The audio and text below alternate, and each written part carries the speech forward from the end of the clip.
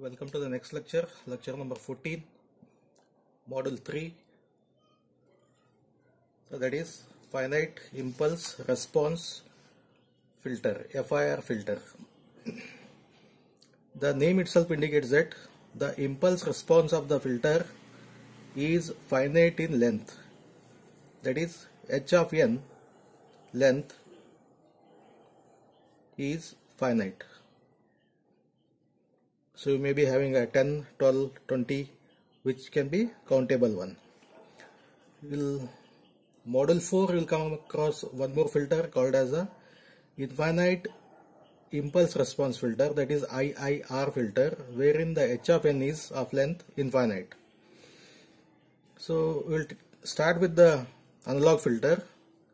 We'll appreciate how the digital filter is designed. Suppose say this is an analog filter, input is there, I want to filter out the high frequency components.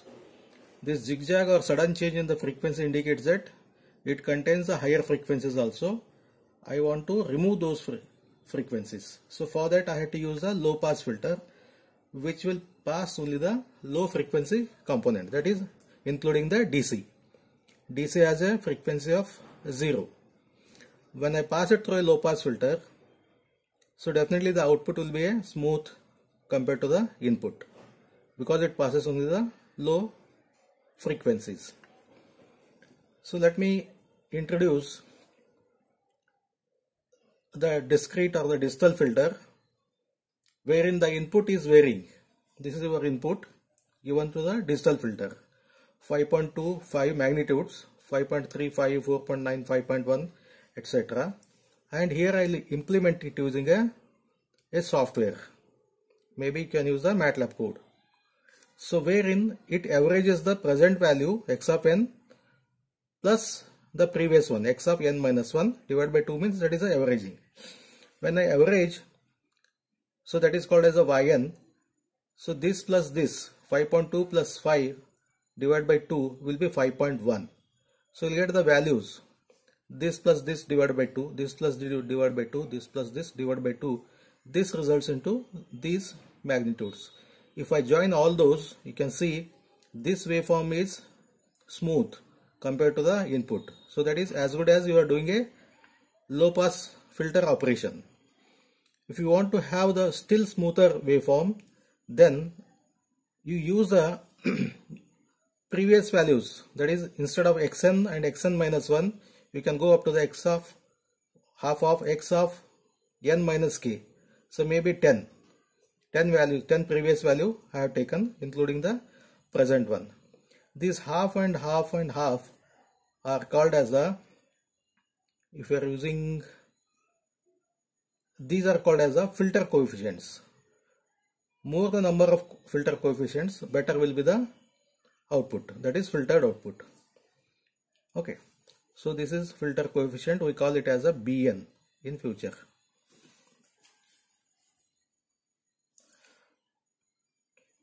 Okay. So what are the advantages of this digital filters are? They are flexible. So depending on the requirement, just you can increase the number of previous values to be averaged. Whereas if you want a still smoother waveform, in the case of analog, you have to have more number of low pass filters, maybe the higher order low pass filter. This is the first order low pass filter. The higher order means more number of resistors, inductors or the capacitors you need. So every time you have to change the hardware. Here there is no need to change the hardware. In the software only you can make the changes so that more number of previous values are averaged over. It is immune to the noise because of the temperature, these values will change with the time. Whereas here these values are fixed in the case of digital filter. When you consider this as half, this as half, this will remain as half and half, whereas the L and C and the R values changes with the temperature. So they are immune to the noise. And here there is no question of impedance matching problem. So if you are connecting this to some circuit, then you have to impedance match this low pass filter with the other end of this one. And disadvantage of this one is, so when you discretize the signal, it introduces a quantization noise. When I take a sample of this one, this may be the something say 5 volt. It may be quantized to 5.1 volt because you have the definite number of quantization levels you have. And low order filters are costly because unnecessarily the software gets increased. For the higher orders, no doubt the software will be complex, but compared to the analog filters, the higher order digital filters are much cheaper. Then coming to the what exactly the FIR means, finite impulse response, wherein the H of n is you have the some coefficient values. They are finite in number. That ends here. Whereas for the IR filter, H of n is given by suppose say the 0.5 raised to n. So as n ranges from 0 to infinity, these values also goes up to the infinity. So since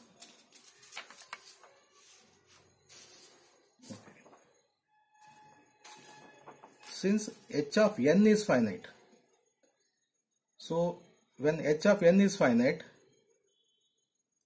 when the bounded input x of n is given, bounded input means the x of n value is less than infinity. A bounded input x of n results into the bounded output y of n because the h of n is bounded. Whereas here, even though the input is bounded, x of n values are less than infinity, but this goes up to the infinity. So the bounded input never gives you a bounded output. So that is unstable. So these are inherently stable. They are inherently unstable.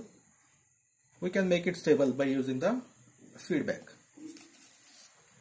Next, how exactly the low pass filter looks like. If I draw a wall like structure, that is the ideal low pass filter with the cutoff frequency omega c. All the frequencies up to the omega c are transmitted and rest are blocked. But this is not possible to realize in practice. So what are the approximation to this one is, you may go for this black line. So this extends. So here attenuation should be 0. Here attenuation should be high. But here the signal is getting attenuated. So for that reason I will go for the higher order. Higher order attenuation is minimal up to this point. Once again it increases. If I go to the higher, this is a dotted line. This is more. So the order of this one is N1, N2, N3. Then the N3 will be greater than N2 and N2 will be greater than N1. As N increases, the filter response becomes ideal low pass filter. So FIR filter mathematically represented by y of n equal to bk x of n minus k. Bk are the filter coefficients, where h of n, filter means we normally call it as a h of n. Bn for 0 to m minus 1, this is finite in number, and this is 0 otherwise.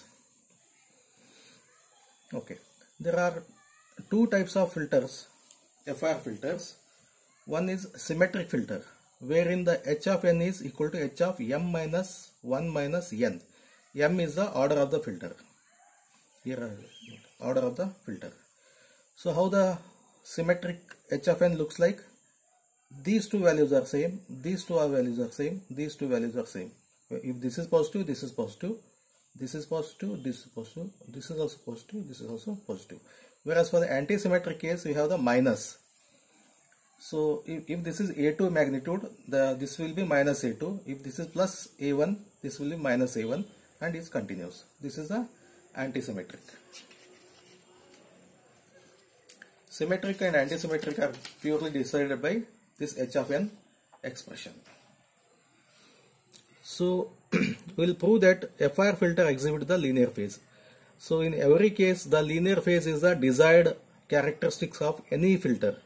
Linear means all the frequencies are delayed by the same phase. In some of the filters, some of the frequencies are delayed by some amount, some of the frequency bands are delayed by some other values.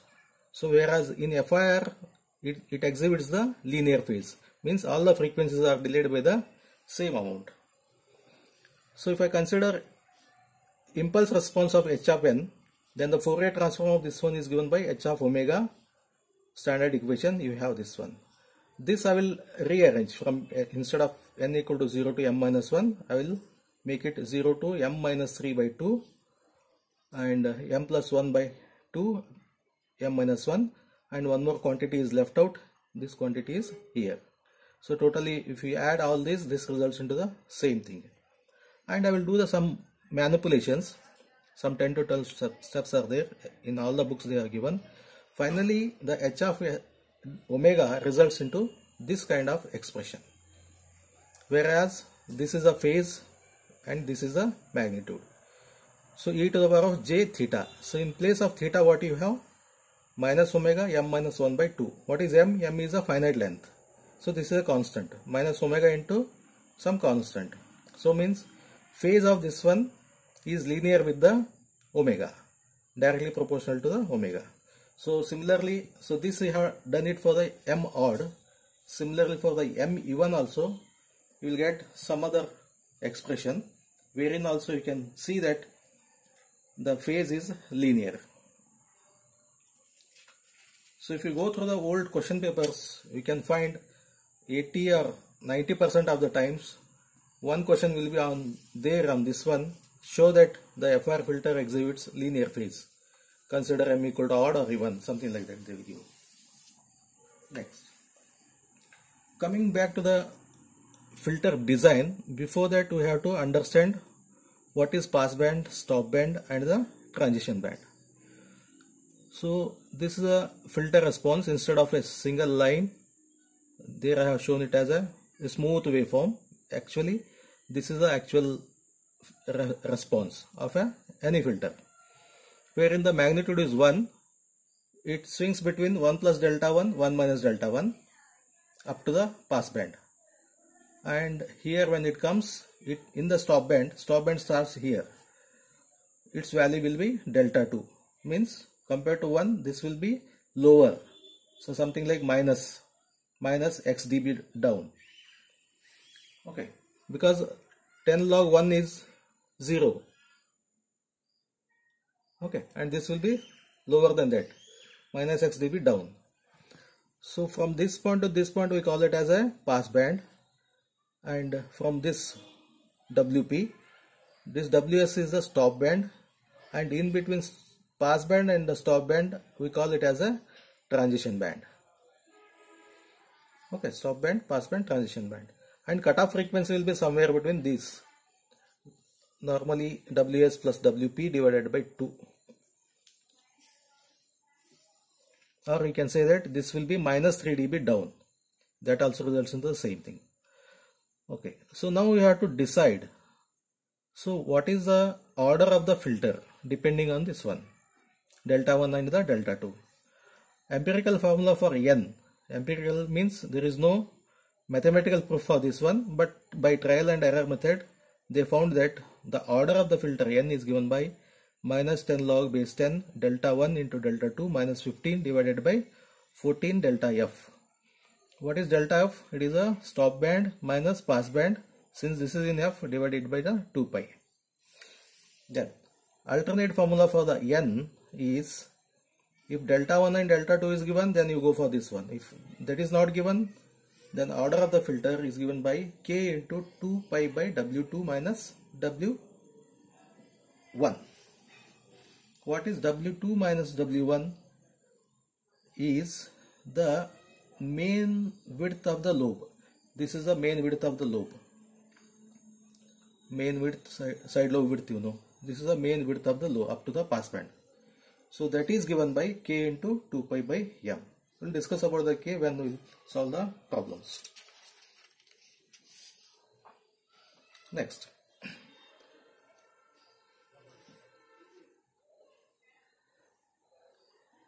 so if you take any this one filter, suppose say you want this type of filter with omega c. Okay, so this is in the frequency domain. When I take the IFT of this one, you will find it is a sync signal. It goes up to the infinity.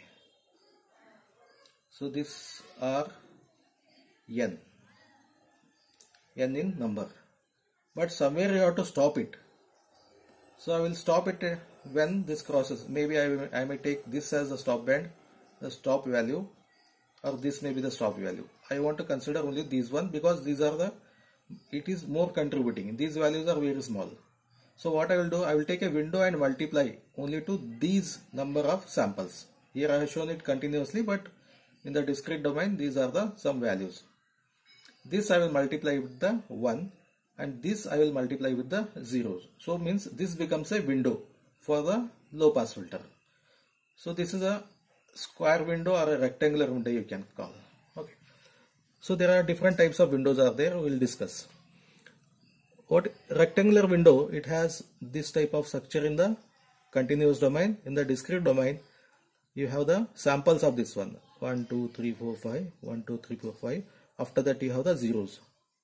So the number of samples are WR, rectangular window, totally M. The width of the window is M. Okay. When you take the Fourier transform of this one, this will be a continuous signal, and if I take the Fourier transform of this one, a discrete signal, this is also like a only one side I have drawn. On the other side also you will find the same thing. This will be something like this. What practically we want is this side lobe magnitude should be almost 0 compared to this main lobe. But here you can see the difference between the main lobe height and the side lobe, first side lobe height, difference is very less, because this is also called as a Gibbs phenomena. So whenever you stop a filter, all of a sudden, here there is a sudden change in the magnitude is there. Here the magnitude is 1, here the magnitude is 0. Since there is a sudden change in the magnitude, this results into the side lobes. Okay. So and the height of the side lobe is almost near to the main lobe. This is the undesired one actually. So what I will do, instead of suddenly changing this magnitude to 0, I will gradually increase and decrease and make it a smooth one. I will select a window wherein, see here, a window called Bartlett window. That equation you write it from the book. Whereas this window WR of n is written as 1, between n is between m minus 1 and 0 and 0 otherwise. All values are 1. Similar expression you can write it down. Bartlett window, also called as a rectangular window, it has a smooth change in the magnitude. Instead of using this sudden brick wall type, I go for this one. So definitely this is also going to give the side lobes, but the width of the difference between main lobe height and the first side lobe height is more compared to the rectangular window. So on the same lines you have the Blackman window, wherein the first value is 0. Here the first value is some finite value you have. So this is also something like a triangular one only. This is exactly triangular. This is something goes smooth waveform. Next comes the Hanning window. Slight changes are there. Only thing is these are, so which window is to be selected? That depends on, in the specification they give that he wants the side lobe width to be something x dB below the main lobe. Okay, and these are the windows you have for your syllabus. Rectangular 1, 2, 3, 4, 5, 6. So write down these expressions and the waveforms from this one, and take the FT of this one, and you will get this kind of structure here, wherein this may be something like this. This is the main lobe and this will be the side lobes. So the difference is more. Everywhere you will get the same thing. Okay. So I will compile all. Window name and the minimum stop band. So what is the stop band? Stop band is minus 21 dB below the main lobe. Main lobe reference we have taken it as a 0. So here in this case this will be 21 dB below rectangular window. Stop band will be minus 21 dB below the main. Here this one 25 dB below the main lobe, 44 dB, 53 dB, 74 dB. So depending on the application they will specify. I want this to be less than the 53 dB. Then you have to go for the Hamming window, right? Then how to make use of these windows along with the desired frequency. So we'll go for the linear phase FIR filter design using the windows. So desired frequency is HD of omega is the desired frequency response, and its impulse response is given by small hd of n. So in the time domain now I got. Then unit sample response of the filter FIR filter h of n is given by desired frequency multiplied by window function, any window, rectangular, Bartlett, Hamming, whatever it may be. So you'll get the h of n. To know the exactly the frequency response of the this one, you have to go for the this is the FIR filter frequency response designed one. You have to take the Fourier transform of this h of n. This goes here. So this is nothing but hd into hd of n gives the capital SD of omega, small omega of n gives the wn gives the capital W. Here we are multiplying, here this becomes a convolution. In the next class we will take the design of the FIR filter using the different windows.